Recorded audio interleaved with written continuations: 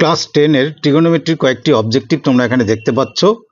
1 2 3 4 5 পাঁচটি অবজেক্টিভ আছে। আমি একটি করে দিচ্ছি, সেটা যদি ফলো করো তাহলে বাকিগুলো নিজেরা করতে পারবে। আমি নাম্বার 3টা সলভ করে দিচ্ছি, কম্পারেটিভলি বড়, একটু ক্রিটিক্যাল। তো নাম্বার 3টা কোশ্চেনটা আমি এখানে লিখেছি। সেটা কীরকম, যে √2 cos 4x plus 5 degree equal to cot 45 degree. তো এখানে করতে হবে কি, √2 cos লেফট সাইডে যা আছে তাই 4x plus 5 degree equal to cot 45 এর ভ্যালু কত, 1। তার মানে আমরা এবার যদি এই cos 4x প্লাস 5 ডিগ্রি রেখে দিই, √2 এদিকে আসলে 1/√2।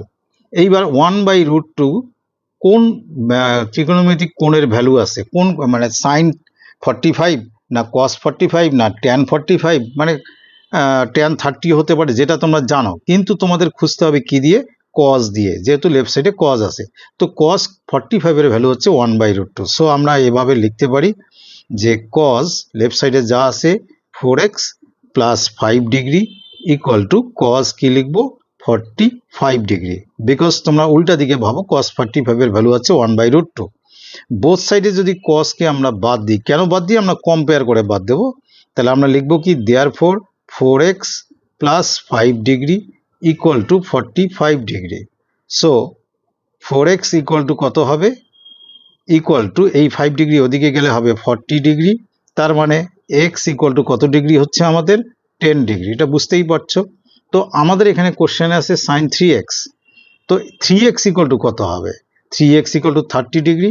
সো আমরা লিখতে পারি sin 3x মানে হচ্ছে sin 30 ডিগ্রি। sin 30 ডিগ্রির ভ্যালু কত, 1/2।